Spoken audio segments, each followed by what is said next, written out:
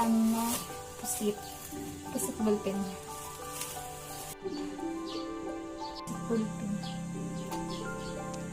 Ito lang yung mga rekado niya. Sibuyas, bawang, pamyanta, magic sarap, suka, at toyo.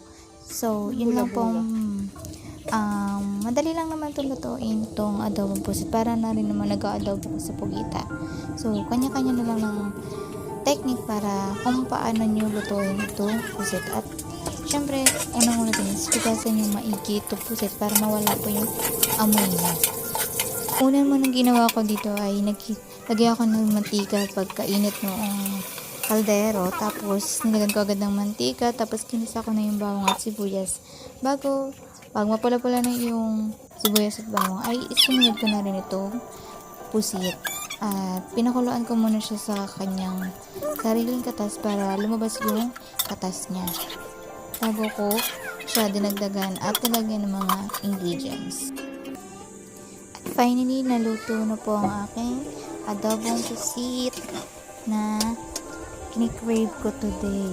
So, tikiman time na at tama-tama lang po yung pagkakalasa. Oh, good morning po. Good morning! Kain po tayo! Ang aming ulam Ng po. hipon! Ang hipon. Ito'y pusit bulletin po. At meron po kami natirang ulam kanina is ito yung daing na danggit. Kanina yung pinakita ko sa inyo. At pritong tulingan na maliliit. Hey, Santa Claus mo. Hey! Santa Claus, magdasal ka muna. Ito muna. Amen.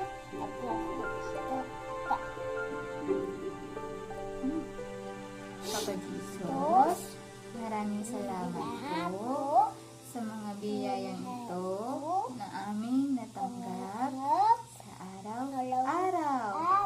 Maraming salamat po. Meron din niyo po kami pinababayaan. Ay, lagi niyo kaming inaantabayanan sa araw-araw. Amen. Halika na, kakain na po tayo. At syempre, hindi po mawawala ang aming kanin. Tingnan mo sa likod ko. Kanin kami dito. At syempre, ang aming tubig. Hindi na kami masyado mahilig sa soft drinks. At nasakit din po ko. So, hindi naman kami sa soft drinks. Ha? Sarap!